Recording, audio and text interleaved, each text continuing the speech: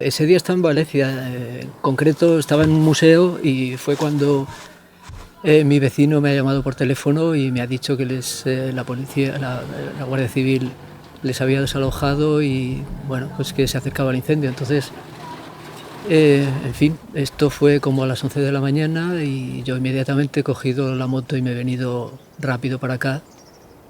Y ya me he encontrado a toda la gente pues en la entrada de la urbanización y bueno, por supuesto pues con un descontrol, la gente como loca, lógicamente, pues porque las llamas estaban aquí y preguntando a ver cuándo llegaban los bomberos.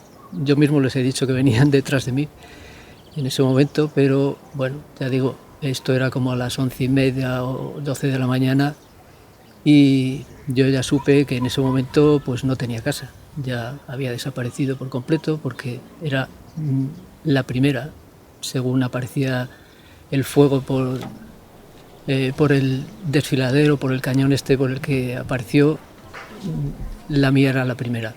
Y bueno, ya por las señas que me dijeron los vecinos, supe que la casa había desaparecido.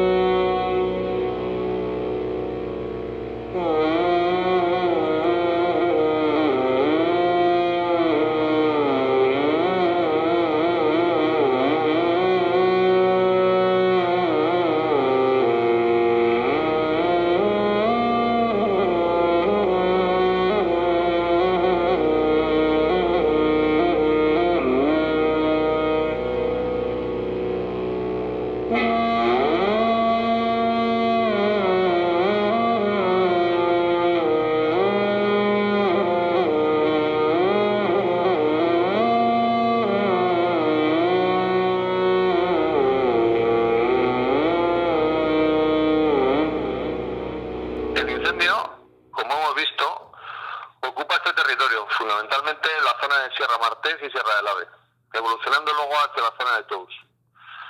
No entra de una forma clara en la zona de la Muela de Cortes y la Canal de Navarrés, que era otro de los hándicaps que teníamos, y tampoco entra hacia la parte trasera, hacia la zona norte de Sierra Martés y el Rebollar.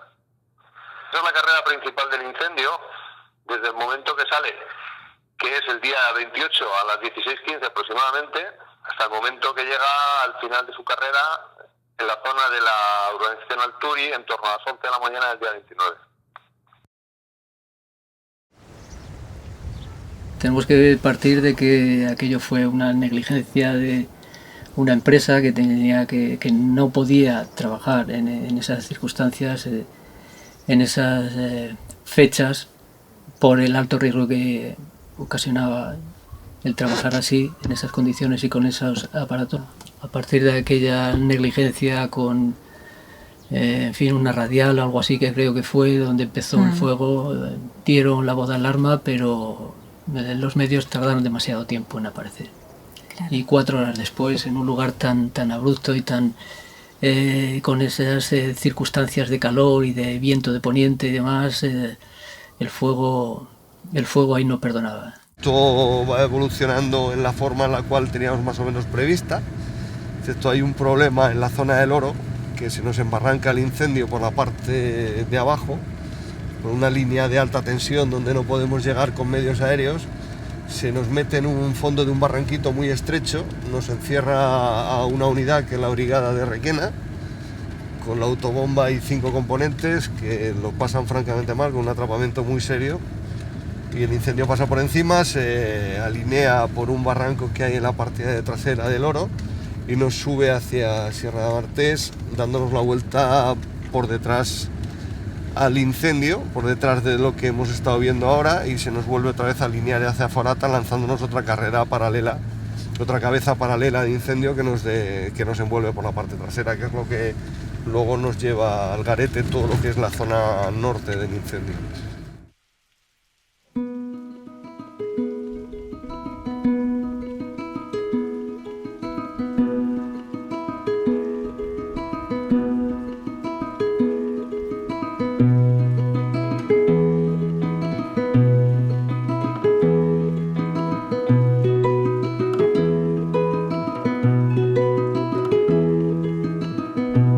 Embarcar ja fa molt temps,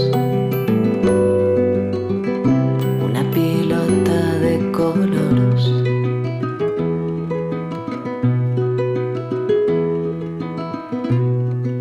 en qui sap quin teulat.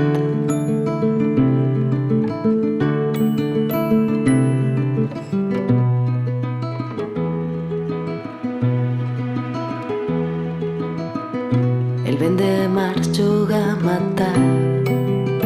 El incendio comenzó el 28 de junio, comenzó a las 3:30, fue cuando ya vieron las primeras llamas, que varios vecinos ya avisaron, porque comenzó muy cerca de aquí, avisaron y llamaron por teléfono a emergencias, pero de que se dieron cuenta nosotros las llamas ya estaban ahí al lado, hasta las 8:30 no vinieron bomberos, no vinieron aviones ni avionetas a apagar el fuego. Sí que pasaron, lo que pasa que en esos momentos, como el fuego estaba muy cerca de Cortes de Pallars, ellos fueron a apagar el fuego para que no fuese hacia Cortes de Pallars, porque ahí está Iberdrola, ahí está la Reserva Nacional de Caza y allí hay muchos intereses económicos, y hacia esta zona solo somos pues aldeas y pueblos muy pequeños. Posiblemente la noche del día 29 o la mañana del día 30 podíamos haber llegado a estabilizar el incendio en la zona de Tous, impidiendo que el incendio hubiese seguido abriendo hacia el sur. Pero bueno, pues las cosas no son siempre como y más con los incendios forestales, no son siempre como se planifica. Somos apicultores y vivimos de la apicultura y de las tierras. Nosotros, pues las colmenas que teníamos en el monte se quemaron todas, estamos hablando de 400 y pico. En pleno mes de junio, que es cuando están en plena producción, Mapfre no se hace responsable y todos los campos, nosotros tenemos campos de almendros, se quemaron, campos de olivos se quemaron, tenemos también otra nave donde teníamos tractores y todo lo del campo, donde están pues todo lo que necesitas para el campo. Pues esa nave ha desaparecido totalmente. Se ruega a todas las personas que puedan evacuar por sus propios medios, que lo hagan ya y que vayan hacia Real. No va a passar res, però si pugeu l'autobús, vos estan esperant en lo que és el polideportiu de Real de Montroi. La Creu Roja va muntar allí perquè tingueu de tot, perquè podeu descansar. També diguen als veïns que desalojaren, que estan en 2 autobusos, que anem a portar-los al polideportiu de Montroi, que no tingueren por, que les cases la Guàrdia Civil se n'anava a quedar, perquè la gent el que té por és de que passi alguna cosa en casa, que se'n vagi la gent i que en casa atenten o això, i sobretot gent major. Entonces hi ha allí 2 autobusos preparats per evacuar per la gent.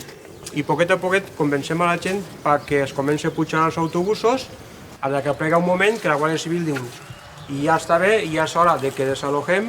En un principi estaven anant al polideportiu de Montroi i conforme pugem als autobusos ens diuen per l'emissora que no, que anaven al polideportiu de Turís. Gent, i sobretot la gent major, també es fica un poc més nerviosa de lo que estava, perquè primer ens heu dit a Montroi, ara ens esteu dient a Turís. La carretera està tallada a l'entrada de los àvies i cada dia no s'ha deixat passar de mi. I a quant a cas original, pues sí, una persona que quan ja havia mogut l'autobús a millor 10 minuts i un quart, ens comunica que a son pare estava en un segon pis d'on vivien i que l'home estava connectat a l'oxigen nit i dia. Entonces te quedes així un poquet com si portem així ya 2 hores, com és que no mos avises antes. Sí, era causa mayor, además era lógico que se tuviese que hacer la desalojación del pueblo, porque el peligro más que del fuego podía ser el humo. Y sobre todo gente mayor y chiquillas, pues vamos, corrían un riesgo de asfixia.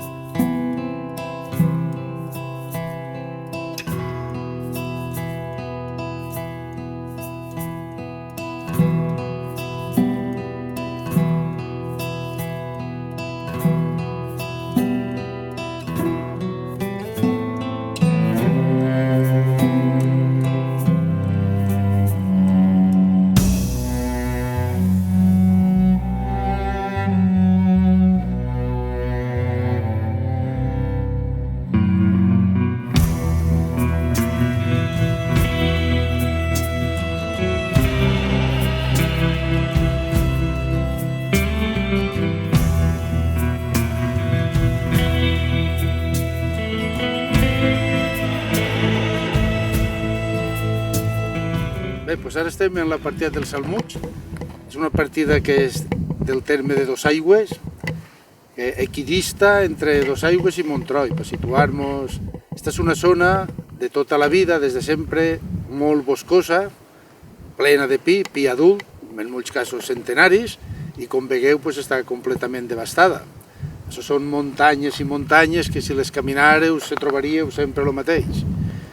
I l'únic que està prosperant són aquestes plantes, l'enxilaga, que és una mata baixa mediterrània que punxa, i el rest està, el foc ho ha exterminat tot. El front era de 18 a 22 quilòmetres.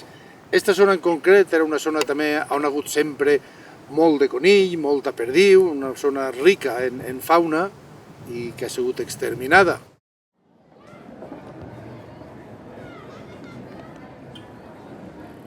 Va ser un desastre que no es coneixia i hi ha hagut incendis forts, però com el foc va vindre de Cortes de Pallars, que ens originà.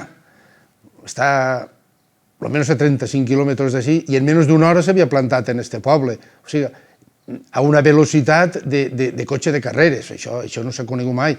Hi ha que veure que n'hi ha una col·lecció de barrancs i de tallafocs i ho arrasar tot, passar per damunt de tot, i així va fer el mal que va fer, però es queda a punt, però a metros, d'entrar d'una altra zona boscosa que està en 200 o 300 xalets.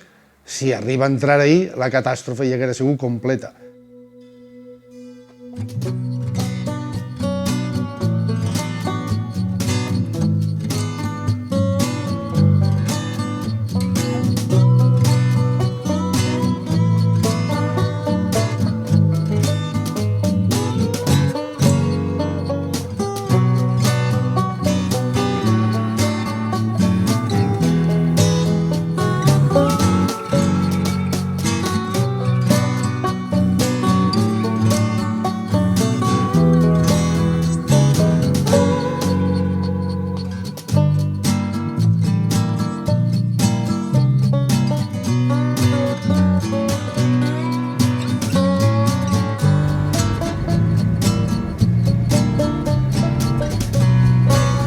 El incendio llega a esta zona en torno a las 10 y las 11 de la noche del día 28. Llega por la parte de arriba, por la zona de Sierra del Ave, que es la montaña que tenemos ahí. Digamos que al poco tiempo de empezar a construirme la casa me di cuenta de que estaba en la Sierra del Ave. Yo, aficionado a las aves, había parado en la Sierra del Ave. Podemos decir que a lo mejor era el destino. Normalmente las viviendas empiezan a arder por los tejados. Es decir, que si tú tienes una casa de madera y el tejado es de cerámico, de teja, tiene menos probabilidades de arder que si la vivienda es con tejado de madera. La casa de madera que hablas tú está ahí abajo.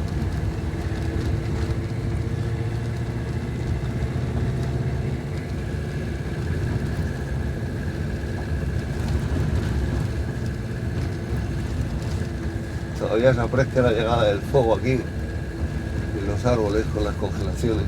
¿Ves? Ahí tienes una pequeña casita de madera. Pero esa casita de madera está protegida por la vivienda.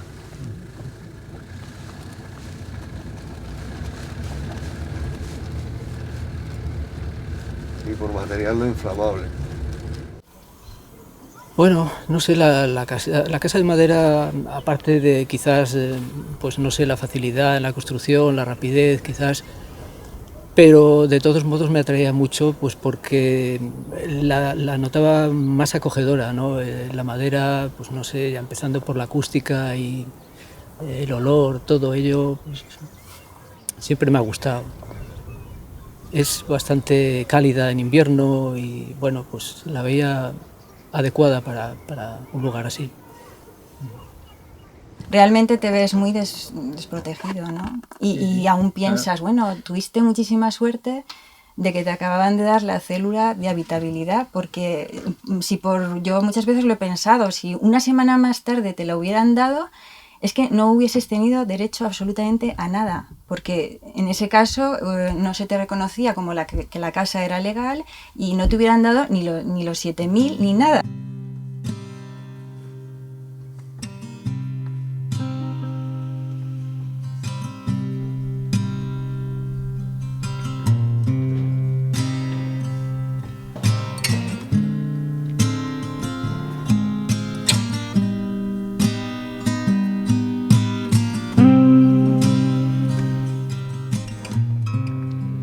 Marxem a aquesta hora cap al País Valencià. Continua avançant sense control i amb molta virulència per diversos focus a la vegada el gran incendi que des de dijous crema al centre-oest de la comunitat.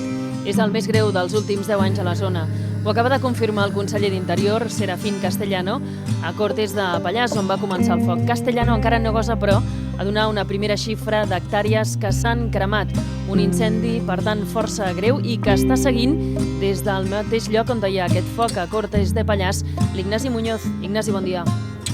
Hola, bon dia. Doncs sí, el foc avança en direcció est, cap a la costa i arriba al terme de Llombai, a la comarca de la Ribera Alta. Mentre la cua de l'incendi, els desallotjats dijous ja comencen a tornar cap a casa diverses urbanitzacions de les noves zones afectades, comencen ara l'èxode. El conseller de Governació, Serafín Castellano, acaba d'explicar que el foc continua sense control y enmig d'unes dificilísimes condicions per a ser extingit. En estos momentos tenemos 3 frentes en el incendio, tenemos unas condiciones climatológicas que están agravando el incendio y tenemos que dedicarnos todos los esfuerzos y todos los recursos a apagar el fuego. No se preocupen ustedes, que sin preguntarlo se lo daremos con toda transparencia, exhaustividad y al centímetro cuadrado.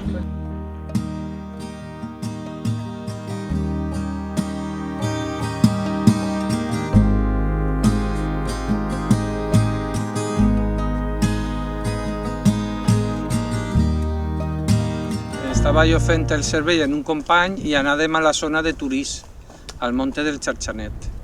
I estàvem allí i vàrem veure el front del foc com se passava al terme de Turís, de Dosaigües a Turís. Entonces avisàvem als tècnics nostres de medi ambient i ells em ficaven en contacte. El tècnic meu estava en el PMA de l'incendi, nosaltres no, nosaltres estàvem fent el treball normal de vigilància i avisàvem del perill que n'hi havia per la urbanització de l'Alturi i que el foc ja estava així en la Ribera Alta. Després ja va vindre, el foc venia per ací, va vindre a Montloi, al balcó de Montloi i després en Llombai al Romedal. Al final el foc també ha plegat a Carlet, el pi de la urbanització Pi de la Cabra. El que és la urbanització de Catadau, les urbanitzacions, ahir nosaltres controlàvem el foc i ahir no va haver perill a la zona. I ahí se va protegir la part que quedava de Llombai sense cremar i tota la part de Catadau, diguem, la part nord i llevant del terme de Llombai i Catadau.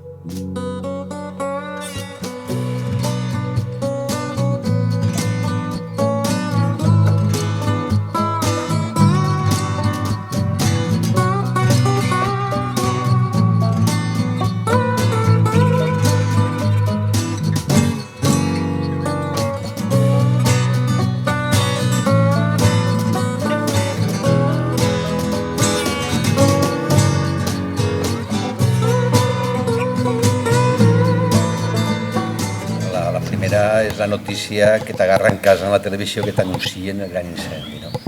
Però així una consciència de que la cosa podia afectar, per a mi fou el dia de Sant Pere, el 29.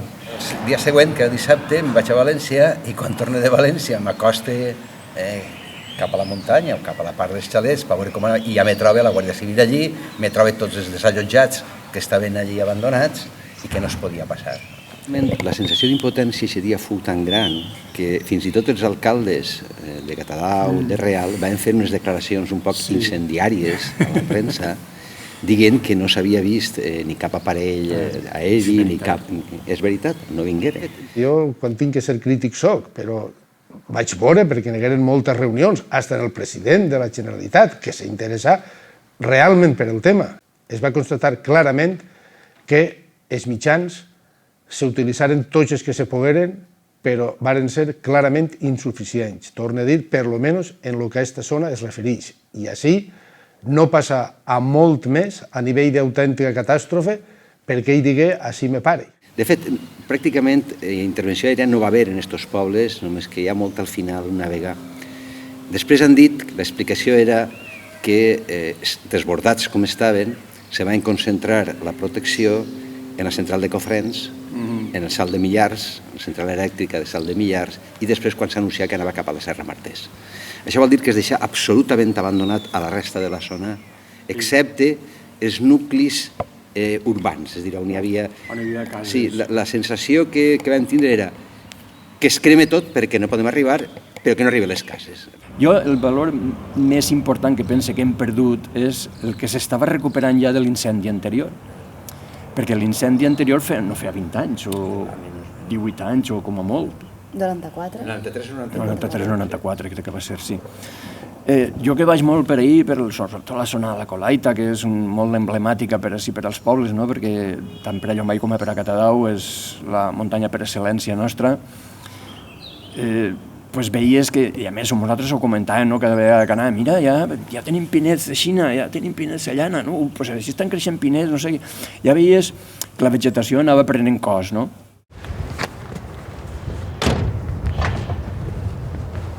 Pues mira, esto lo que veis ahí adelante son todos los esqueletos o los fustes de regeneración antigua del último incendio del año 91, que antes de quemarse había un arbolado adulto, generó semillao y lo que hizo fue extender o generar esa gran cantidad de regeneración de Pinus alepensis, ¿no? Y ahora lo que ha pasado es lo mismo. O sea, ahora se ha vuelto a quemar de alta intensidad y lo que está haciendo es volver a generar una cantidad de semillado importante, donde se pueden ver por aquí ya los primeros pinos, ¿veis? Una cantidad importante. Estos son pequeños pinitos que están regenerando y que dentro de unos años volverán a ser adultos. Si el régimen de fuegos le permite llegar a la madurez sexual, volverá otra vez a generar semilla, y si no le permite llegar, pues entonces ya se perderá lo que es el estrato arbóreo y pasará a tener estratos arbustivos, fundamentalmente en encina de coscoja. Però després n'hi ha un altre tema que jo sí considero que és més greu, perquè el que parlàvem, la vegetació, una se recuperarà, altra pot ser no, perquè ja anem deteriorant les llavors, anem cremant-ho, però hi ha una altra cosa que això sí que pensa que no es recuperarà, i és l'erosió. El barranc de Roures, tots els barrancs que hem anat, ahir als Traspins mateix que vaig, ja ho pots veure, no tens que anar més lluny. Al principi de la tardor, finals de l'estiu va ser, quan feu la pluja, una tormenta molt forta, una tronada que caigui molta aigua. I què passa? Al no haver vegetació, al no haver brossa, al no haver res, tota la terra se n'ha anat fins al fons del barranc. Ara encara està en el fons del barranc, quan passa una altra pluja forta, el del fons del barranc se n'anirà cap a baix, i anirà a parar al riu o anirà a parar on siga, però sí que és cert que aquesta terra no es recuperarà ja mai més. Això és una erosió que se va sumant a altres erosions i que això és greu, això és greu. És greu, allò que vegem ara com a desert i ens diu, no, abans això estava en vegetació, i dius, com pot ser en vegetació abans? Si és en desert, no, doncs estem vegetant, estem en la frontera, diguem-ne, en el límit. I la frontera va avançant. Sí, que va avançant, en efecte. que va avançant, i aquestes muntanyes, tant Matamont com la Colaida, és un exemple que hauria de servir per a que se prenguera més consciència de que quan se parla que estem en un procés de desertificació i que s'han de prendre mesures i no es prenen, ahí es podria veure la evidència de com en pocs anys s'ha passat d'unes muntanyes vives, d'unes muntanyes amb molta vegetació, hem de remuntar-nos segles enrere, que allà era font de fusta i de tot, no? Parlant de la dimensió temporal de la nostra vida, no? Coses que no valorem i que sí que estan i estan ahí. Per exemple, tot insectes, n'hi ha molts que no els valorem i estan. Aus, n'hi ha moltes que s'hauran perdut la vida i no estan i probablement es recuperaran per el temps. Però una cosa més simbòlica encara, o més insignificant, si vols, la Font de Xol tenia cabotets de... Molts, sempre n'he tingut. Jo portava sempre els nebots a xiquets sempre perquè vegeren la... Val, doncs jo un dia, jo tinc en casa unes plantes aquàtiques, que tinc unes masetes semienterrades, i les cales, la paraigüera esta egípcia, això, el papir, del riu, una boga del riu, també tinc allí, tinc unes quantes plantetes, no? I he dit, ficaria uns animalets per allí i tal, vaig ficar uns peixets, i ja vaig anar i vaig arreplegar uns cabots d'allí i els vaig portar a casa i els vaig ficar allí. No sabia que els estava salvant la vida a tota la gent, per la veritat, no ho sabia, però ha resultat... L'abducció que els va fer, sí. Els ha salvat la vida. Tot el que havia allí s'ha mort, evidentment, i en ma casa, aquests cabotets han tardat 2 anys en fer-se sapets, però ara tinc sapets per allí per casa.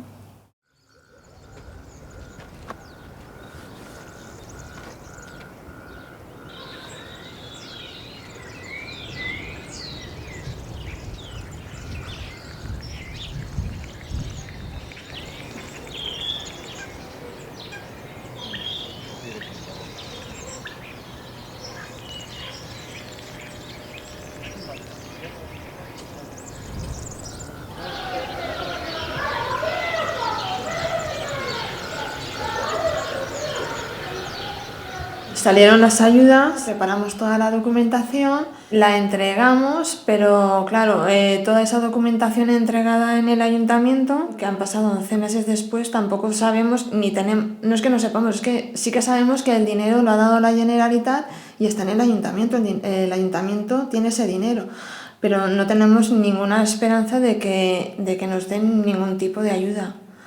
Porque realmente nosotros tuvimos unos daños por un valor de unos 300.000 euros. El ayuntamiento nos ha concedido, entre los 4 que somos de la familia, ellos han valorado todos esos daños en no llega a 30.000 euros.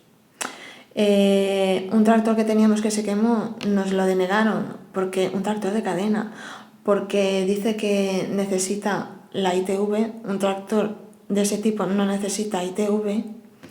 Un remolque también nos lo denegaron porque dice que necesita un permiso de circulación y un remolque de menos de 750 kilos no necesita permiso de circulación. Entonces pues hemos tenido que estar peleando y luchando, pues presentando alegaciones a eso que nos habían denegado, que ni siquiera nos han contestado. Yo creo que piensan para qué les vamos a contestar, no les vamos a dar la ayuda, punto. Bueno, inmediatamente después del incendio, pues ya se podían solicitar las ayudas a los pocos días, ¿no? Y yo me personé, pues creo que fui el primero en solicitarla, exactamente. Hice los papeles que me pedían y inmediatamente me presenté al ayuntamiento con ello ya cumplimentado y con todo lo que me pedían. Y bien, pues al mismo tiempo o inmediatamente después he solicitado el realojo y nada, como sabéis, ya han pasado, ¿cuánto va a hacer ahora? 1 año ya y el realojo para nada. Ni contestación, no sabemos nada. Y realmente luego de esos 30.000 euros nos darán el 30% de esa cantidad. Y el alcalde es el que tiene la potestad para darte o no darte ese dinero. Realmente es que no podemos, nosotros lo perdimos todo y no podemos presentar facturas ni volver a construir la nave, entonces estamos pues sobreviviendo como podemos. Y después de eso, pues nada, tienes que pedir papeles para justificar que todo esto pues es tuyo, que tenías una casa, que valía tanto dinero y que en fin, lo que te ha costado, pues más o menos, pidiendo presupuestos de aquí y de allá, de lo que podría costar de nuevo hacer otra casa similar a la que tenía. Pero en fin, dices, ¿para qué? ¿Para qué si al final el máximo de ayuda que te van a dar va a ser de 17.000 euros? Sí, 17.000 euros, pero que yo sepa, solo has cobrado 7.000. Claro, claro. Solo O han sea sido que 7.000. la otra parte, unos dicen que vayas a la consellería te envía el ayuntamiento de Turís, se supone que las ayudas de Europa ya se han cobrado y a fecha de hoy, casi un año más tarde, la única ayuda que has recibido real han sido 7.000 euros, porque ni real ojo ni nada, 7.000 euros y ya está.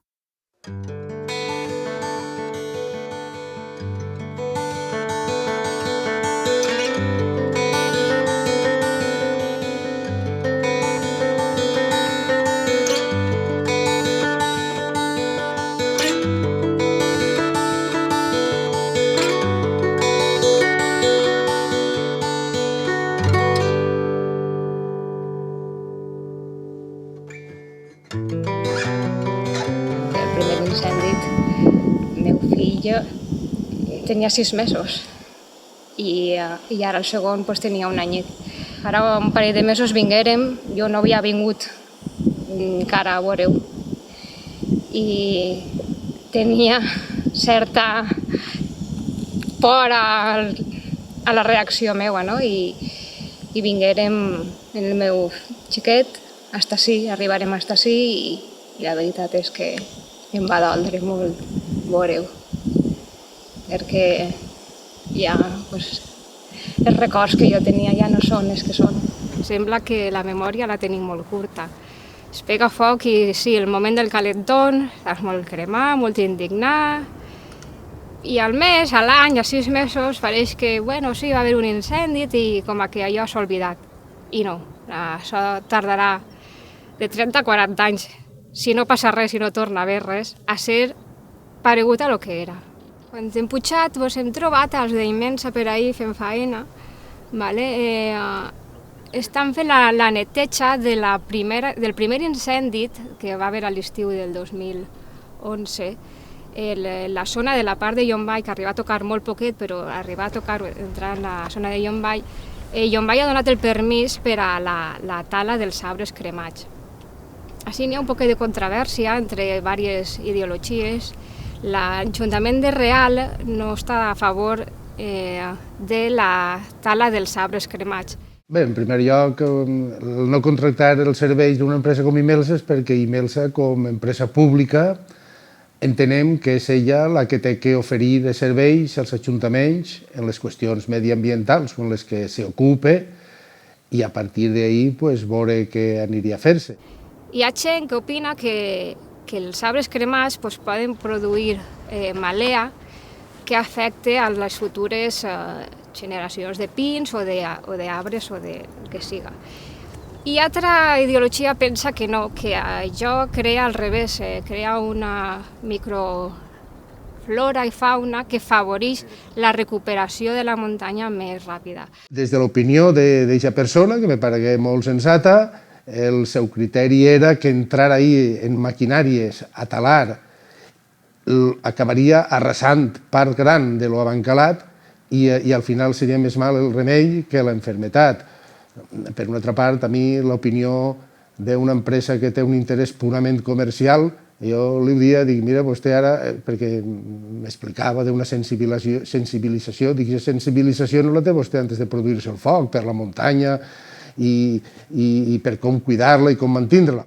Real s'ha decantat més per aquest tipus d'ideologia i Llombai s'ha decantat. Entonces, per això podeu apreciar que aquesta zona està ja pràcticament talada, no queden arbres més que merament els que s'han pogut salvar, i si mirem la part de Real, doncs allà estan tots. El temps dirà i donarà la raó a qui de les dues ideologies té més raó.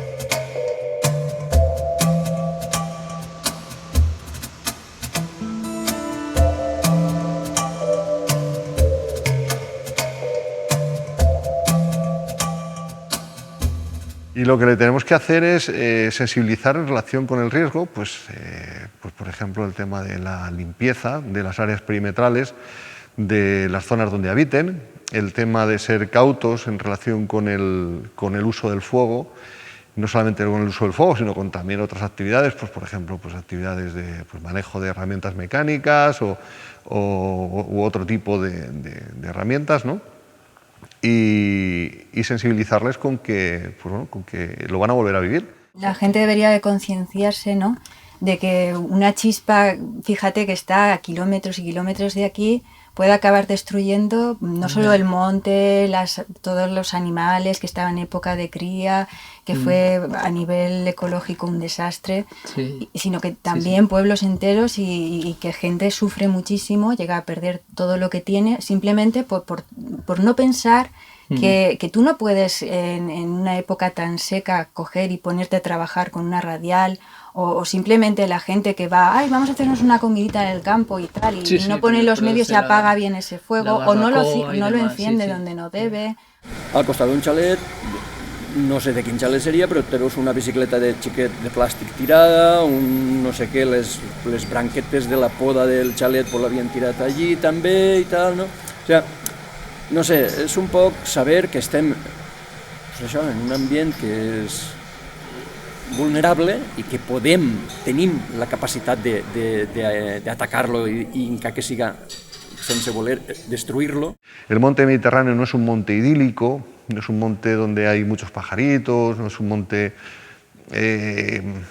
no sé cómo decirlo, no es un monte que no vaya a sufrir incendios, sino que tenemos que sensibilizarle en que tenemos que hacer una gestión acorde con el régimen de fuegos que tenemos en esa zona, que esos fuegos los vamos a tener, que se nos van a volver a repetir de forma periódica y que bueno, pues hay que cierto tipo de actuaciones, como pueden ser las quemas prescritas, como puede ser la reintroducción del pastoreo, como pueden ser otro tipo de actuaciones que son necesarias para evitar esos daños tan grandes. La medicina no ens ha salvat del nostre caure cap avall. Sembla mentida com ens ha anat quan ho teníem tot tan clar, tan clar. Els nostres passos no em fan feliç. Des que les paraules van canviar de sentit, tots estos dies soc un clau ferit i no em costa res mentir, mentir. Si abans érem addictes a la sinceritat. Jo crec que ha estat molt en harmonia, ens hem rist, hem almorzat junts i hem cavat i ens hem passat bé, jo crec que sí. A més ha sigut motiu de festa, que en el panorama que tenim i tal dia com avui, el cap de setmana que hem tingut, o la setmaneta, un poc de respirar aire que no estiga molt corromput i de trobar-te en gent que pugui somriure, la veritat és que avui ha sigut un dia de desfogament que ens ha vingut molt.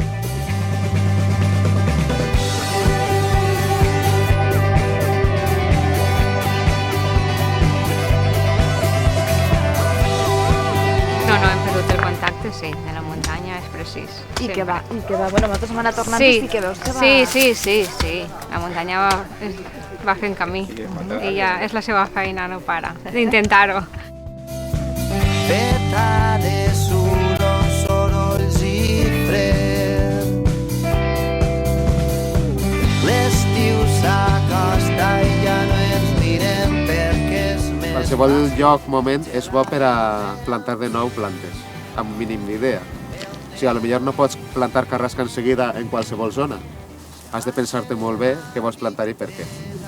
Perquè n'hi ha una associació vegetal. Si has arribat a un nivell molt baix de qualitat de la cobertura vegetal, doncs has de començar primer per els nivells més baixos, repoblant en espècies més rústiques, com savina, o altres arbustos resistents, el llentiscle, el coscoll, i després, al llarg del temps, o només en alguns paratges, que la terra estigui millor, doncs ja pots plantar savina o roure o espècies més evolucionades. Les plantes que plantes a la muntanya i no les cuides poden anar o no, perquè són prou resistents, ja les plantes perquè són resistents, però si no els dones uns cuidados, diguem-ne, en els primers mesos, és prou difícil. De fet, si repasseu les replantacions que hi ha per ahir, n'hi ha moltes marres, moltes, perquè costa que s'adapti.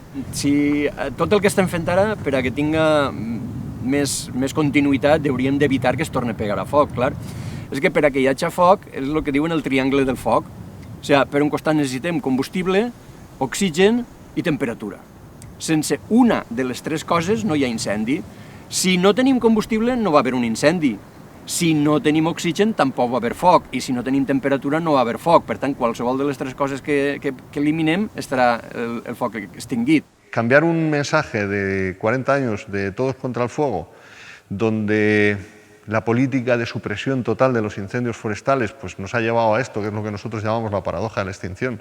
Tenemos una buena prevención, tenemos unos medios potentes de extinción, apagamos la mayoría de los fuegos de forma rápida, eso al final, por la incapacidad de gestión de los montes, ya sea por propiedad, unos son públicos, otros son privados, o por la falta de recursos que generan y que no se pueden volver otra vez a invertir en esos montes, pues hace que tengamos una carga de combustible muy alta. Nosotros, vegetación es combustible, es como si tú tienes un charco de gasolina y no dejas que arda totalmente y sigues teniendo vertido gasolina y no dejas que arda totalmente.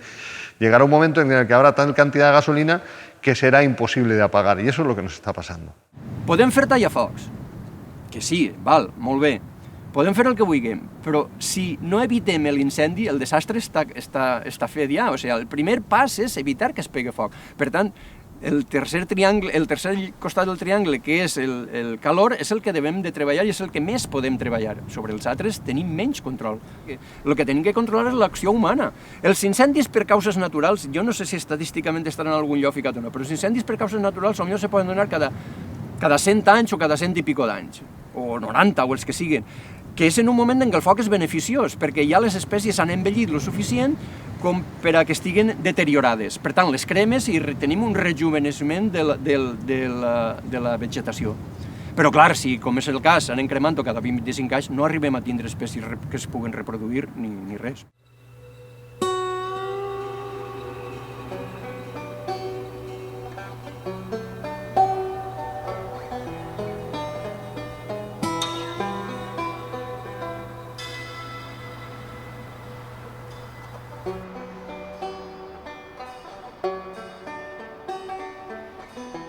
Si no som capaços de veure allò que tenim així davant, que ens pot portar a tindre un millor coneixement del que ens envolta i un coneixement, no s'equivoquem, si una cosa no la coneixes no l'estimes i si no l'estimes no la protegis. Jo crec que el que ha demostrat també aquest incendi és que institucionalment ni s'ha fet prevenció ni s'estava preparat per a poder resoldre un incendi com el que hem tingut. I això tant des del punt de vista dels mitjans, que encara és prou justificable, perquè no va tindre els mitjans necessaris sempre per al gran incendi. Això, òbviament, es reconeix que no pot ser així. Però així tot ha hagut falta de mitjans i falta de coordinació i molta falta de prevenció. Si no se trata únicament de veure com resolguem el problema puntual d'aquest incendi. Això és tot un conjunt que s'està degradant a nivells insuportables. I si n'hi ha recursos, i si fan falta recursos destinats per això, són recursos destinats pel futur. No és qüestió política ni és qüestió de supervivència, és qüestió de qualitat de vida, és qüestió de respirar un aire pur, de tindre una àvia en condicions, és qüestió de no envenenar-se.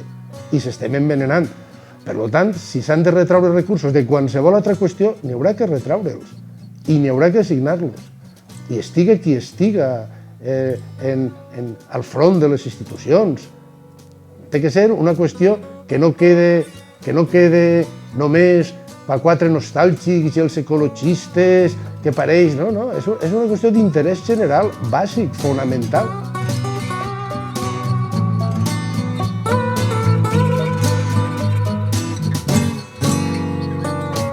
Falta de sensibilidad de la opinión pública mucha falta de sensibilidad también en los medios de comunicación en relación con querer hacer del problema una catástrofe mayor de lo que realmente es, sin concienciar a la sociedad y sin trasladar a la sociedad lo que realmente estamos viviendo. Pues eso a los operativos nos duele mucho, porque nos estamos dejando, aparte de los compañeros, nos estamos dejando lo que podemos o lo que tenemos en intentar atajar esas emergencias que no son para nada sencillas. Si podemos seguir hacia adelante, desde luego nosotros vamos adelante y luchando y peleando con quien sea y con quien haga falta. El derecho a pataleo y el derecho a tirar para adelante no te lo quita ni Dios. Por mucho que te denieguen las ayudas y por muchos impedimentos y por muchas trabas que nos pongan. O sea, eso no me lo van a quitar a mí, ni el Ayuntamiento, ni la Generalitat, ni nadie. Eso que no se lo crea.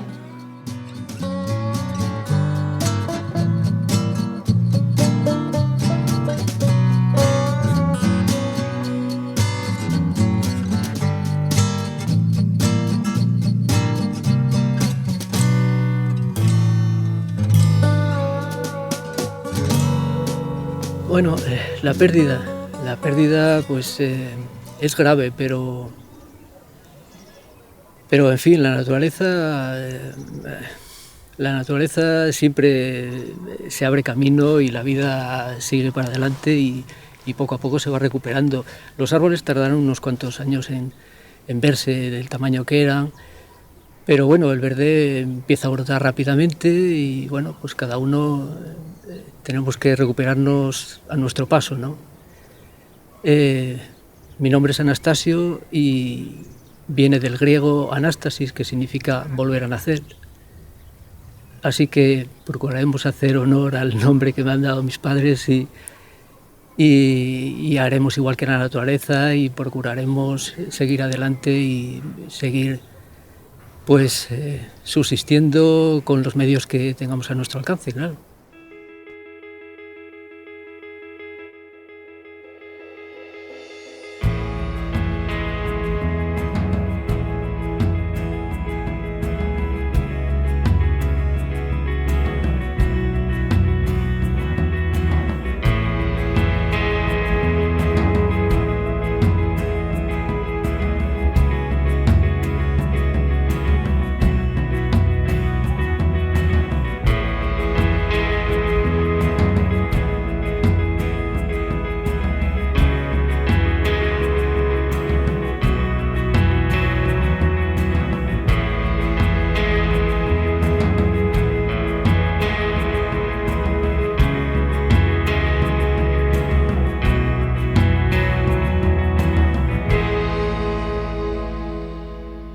Després del foc vam descobrir retalls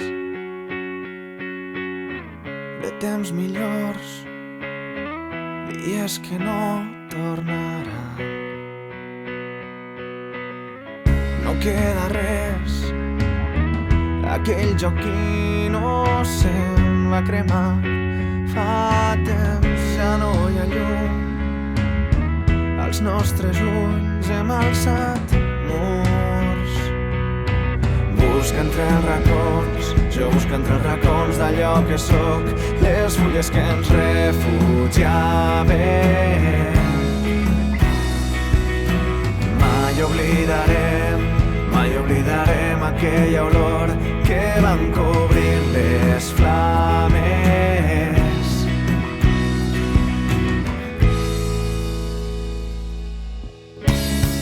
He sentit el buit en mirar enrere, en buscar les restes d'allò que érem. Recordes el so del vent agitant els teus cabells, les il·lusions eren gegants, creus que les podrem recuperar. Busca entre els racons, jo busco entre els racons d'allò que som, les fulles que ens refugiaven. Mai oblidarem aquella olor que van cobrir les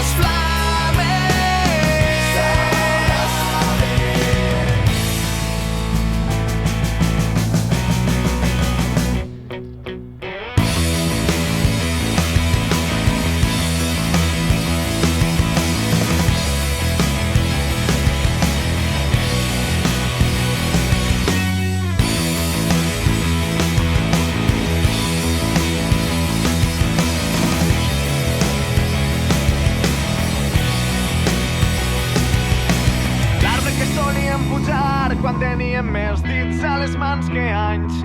Ara és cendra, terra negra, poc més que un record amarg. L'arena cau per forats que amb el temps no podrem tapar.